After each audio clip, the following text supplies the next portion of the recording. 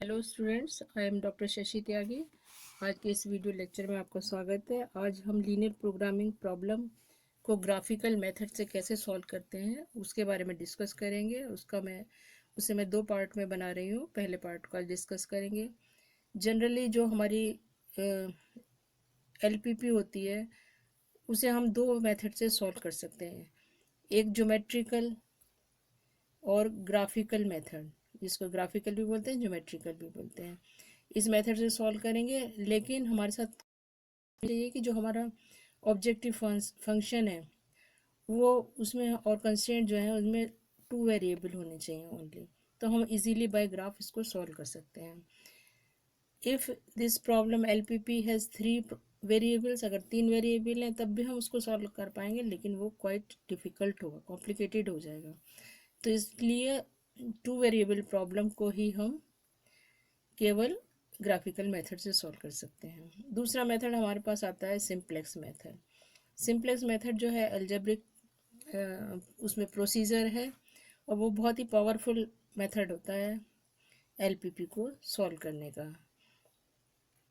इस मेथड से हमारे पास कितने भी वेरिएबल हो, कितनी भी कंस्ट्रेंट हो, हम इजीली उसको सॉल्व मैनुअली उसकी वैल्यू, ऑप्टिमल वैल्यू निकाल सकते हैं, सॉल्व कर सकते हैं। इस अब आज के जो ये लेक्चर है इसमें मैं आपको केवल ग्राफिकल मेथड ही डिस्कस करेंगे हम।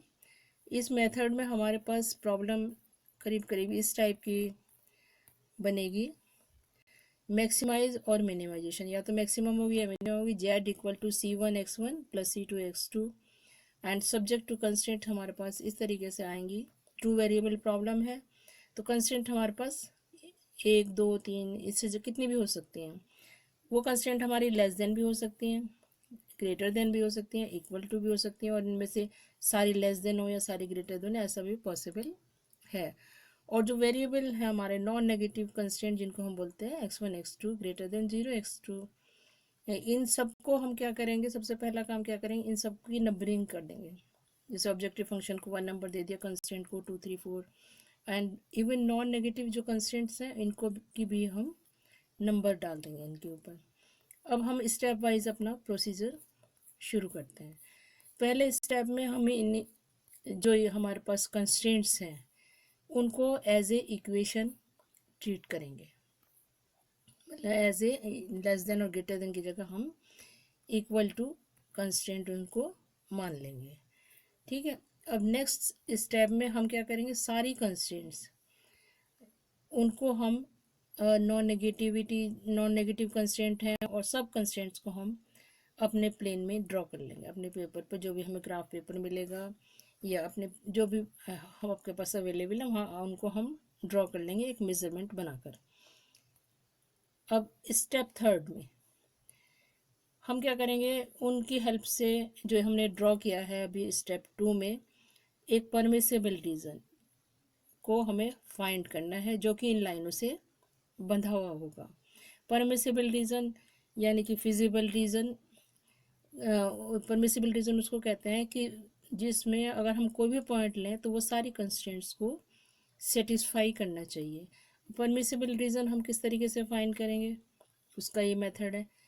इफ़ द इनइक्वलिटी जो कंस्टेंट है वो आपकी अगर लेस देन इक्वल टू में है, अगर लेस देन इक्वल टू है तो जो फिजिबल रीजन होगा उस लाइन के लिए तो वो टुवर्ड्स द ओरिजिन होगा, उस लाइन से नीचे का जो एरिया होगा वो फिजिबल होगा फॉर दैट लाइन। अगर हमारे पास ग्रेटर देन वाली कंडीशन है, रेस्ट्रिक्शन है, तो जो हमने ये लाइन ड्रॉ करी इससे जो ऊपर का एरिया होगा वो फिजिबल होगा फॉर दिस लाइन। तो ऐसे ही हम सब लाइनों के लिए हम रीजन जो है शेडेड कर देंगे, और उसमें से जो भी कॉमन रीजन मिलेगा, जो भी कॉमन रीजन होगा इन लाइनों के द्वारा बनाया गया, उसे हम फिजिबल रीजन या परमिसिबल रीजन कहते हैं। और इस रीजन में जितने भी पॉइंट्स निकलेंगे वो सारे हमारे पूरी कंस्ट्रेंट जो सिस्टम है उसको सेटिस्फाई करेंगे। अब नेक्स्ट जो हमारा स्टेप 4 है, हमने परमिसिबल रीजन इस तरीके से फाइंड कर लिया है, उससे हम ऑप्टिमम वैल्यू निकालनी है हमें इन उस रीजन की हेल्प से ऑप्टिमल वैल्यू ऑफ जेड, उसके लिए हम क्या करेंगे, जेड इक्वल टू ज़ीरो, जो ऑब्जेक्टिव फंक्शन है उसको जीरो पुट कर देंगे या कोई भी कांस्टेंट, जनरली जीरो करते हैं, उससे हम ऑब्जेक्टिव फंक्शन की लाइन को ड्रॉ कर लेंगे। ठीक है, अब हमारे पास सारी लाइनें, इवन ऑब्जेक्टिव फंक्शन भी की लाइन भी ड्रॉ हो गई और फिजिबल जो रीजन है वो भी यहाँ तक निकाल लिया हमने। अब नेक्स्ट स्टेप में हम स्टेप 5 में जो ऑब्जेक्टिव फंक्शन वाली लाइन है उसको पुल करेंगे। पुल करने के दो तरीके, पुल करने के लिए क्या है कि अगर हमारे पास मैक्सिमाइजेशन वाला केस है तो हम ओरिजिन से उस लाइन को सबसे ज़्यादा दूर ले जाएंगे, लेकिन कम से कम एक ऐसा पॉइंट होना चाहिए उस फिजिबल रीजन का जो उस हमारे ऑब्जेक्टिव फंक्शन लाइन को टच करे। और अगर हमारे पास मिनिमाइजेशन वाला केस है, मिनिमाइज जेड निकालना है हमें, तो उस हम ऑब्जेक्टिव फंक्शन लाइन को हम नियरेस्ट टू ओरिजिन रखेंगे, नियरेस्ट टू ओरिजिन, लेकिन कम से कम एक कॉर्नर जो है फिजिबल रीजन का उस लाइन को हमारा टच करना चाहिए।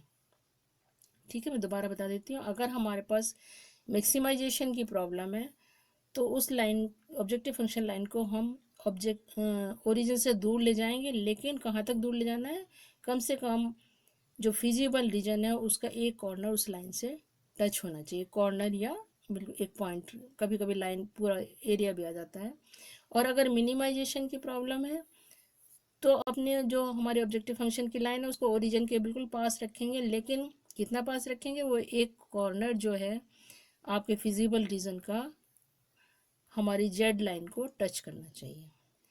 ठीक है, ये स्टेप 5 था। स्टेप 6 में क्या करेंगे, जो भी पॉइंट हमारा टच कर रहा है ऑब्जेक्टिव फंक्शन लाइन को उसके कोऑर्डिनेट पढ़ लेंगे, निकाल लेंगे उसके कोऑर्डिनेट क्या है, और उस पर जो वैल्यू जेड की निकालेंगे वही हमारी ऑप्टिमल वैल्यू होगी, जो भी केस मिनिमम या मैक्सिमाइजेशन का होगा तो वो पॉइंट हमारा ऑप्टिमल पॉइंट होगा और उस पर जो वैल्यू होगी वो हमारी optimal value of the problem LPP होगी। अब मैं थोड़ा सा आपको लाइन ड्रॉ करना बता देती हूँ। जैसे हमारे पास सपोज ये लाइन है x1 plus x2 equal to 4, इसे हम कैसे ड्रॉ करेंगे, इसमें x1 0 रख देंगे, x2 4 आ गया, एक पॉइंट हमारे पास ये आ गया। दूसरा पॉइंट के लिए x2 0 रखेंगे, x1 निकल गया तो 4 0, दो पॉइंट हमारे पास मिल गए, इनसे हम जो है लाइन ड्रॉ कर लेंगे। इसी तरह से जैसे फॉर एग्जांपल ये लाइन है हमारे पास, इसमें x1 0 रखा, x2 निकाल लिया, x2 0 रखा, x1 निकाल लिया, दो पॉइंट हो गए, लाइन ड्रॉ कर दिए।